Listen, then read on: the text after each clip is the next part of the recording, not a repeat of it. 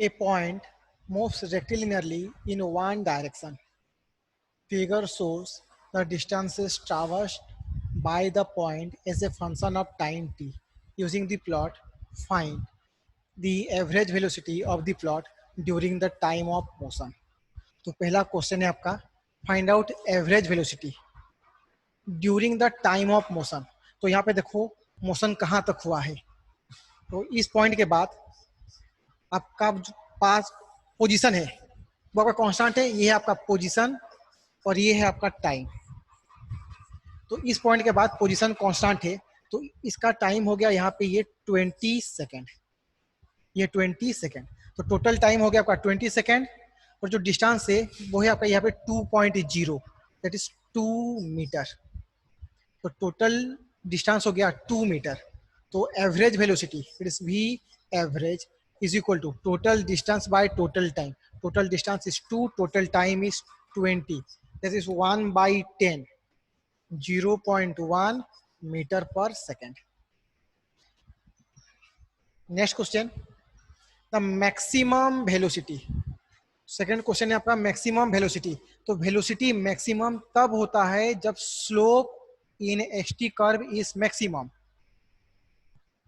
Velocity क्या होता है यहाँ पे, वेलोसिटी को आप लिखोगे v is equal to dx by dt, that is the slope of x t curve.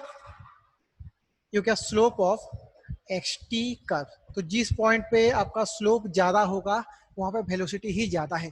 अगर इस कर्व को हम ध्यान से देखें तो इस पॉइंट से इस पॉइंट तक आपका स्लोप कांस्टेंट है और सबसे ज्यादा है. तो ये जो डिस्टेंस है वो क्या हो जाएगा, ये 0 है. तो ये आपका 0.2, ये है आपका 0.4, ये आपका 0.2 है, ये 0.4, 0.6, 0.8, ये है आपका 1, दैट इज 1.0. तो ये हो जाएगा आपका 1.2, 1.4.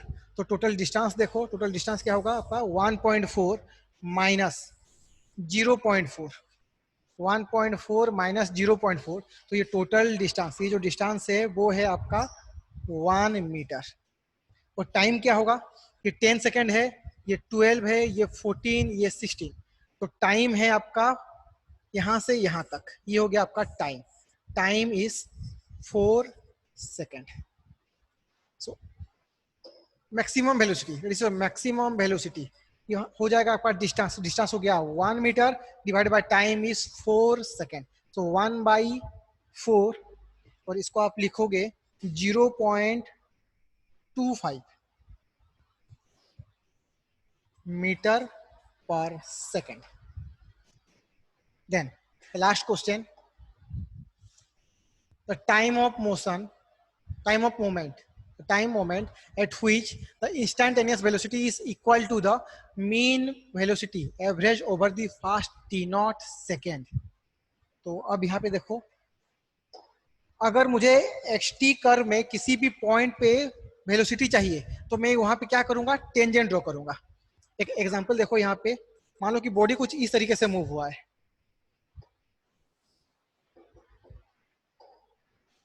तो वो बॉडी कुछ इस तरीके से मूव हुआ है. तो जो डिस्प्लेसमेंट होगा वो इनिशियल टू फाइनल पोजीशन होता है. ये हो गया displacement, initial to final position. तो जिधर डिस्प्लेसमेंट होता है उसी डायरेक्शन में आपका वेलोसिटी भी होता है. जिधर डिस्प्लेसमेंट होगा उसी डायरेक्शन पे आपका वेलोसिटी भी होता है. तो यहाँ पे देखो, अगर मुझे वेलोसिटी चाहिए अकॉर्डिंग टू दिस क्वेश्चन, किसी भी पॉइंट पे मुझे वेलोसिटी चाहिए तो उसका एवरेज वेलोसिटी मींस 0 से लेके किसी भी टाइम तक मुझे एवरेज वेलोसिटी चाहिए. तो वो जो लाइन है वो इस कर्व का, जो एक्सटी कर्व है उसका टेंजेंट होना चाहिए. तो यहाँ पे देखो टेंजेंट कैसे हो सकता है, 0 से लेके अगर हम इसको मूव करें ऐसे इस पॉइंट पे, तो इस पॉइंट तक, ओरिजिन से लेके इस पॉइंट तक, सपोज पॉइंट है आपका A, this point is your A, origin से लेके पॉइंट ओ तक जो वेलोसिटी होगा वो इसी डायरेक्शन पे होगा और ये ए पॉइंट पे जो वेलोसिटी होगा वो इज टेंजेंट टू कर्व, तो वो भी इधर ही होगा। तो एवरेज वेलोसिटी फ्रॉम 0 टू ए ये हो गया, and instantaneous velocity at point A वो भी ये हो गया, सेम पॉइंट है। तो यहाँ पे जो टाइम है वो टाइम क्या हो जाएगा, then this time is equal to your 16 second. Then last one is T is equal to 60, sorry not 60, 16 second, 16 second.